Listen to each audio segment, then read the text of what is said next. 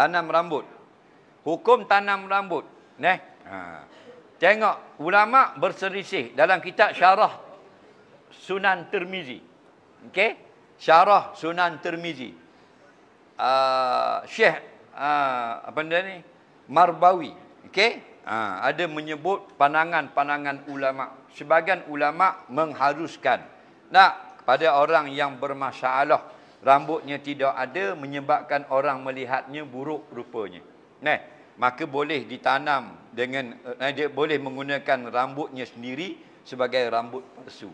Dalam fatwa-fatwa mutaakhirin pula ada fatwa Syekhul Azhar yang lepas mengatakan jika menggunakan rambut yang suci hukumnya harus.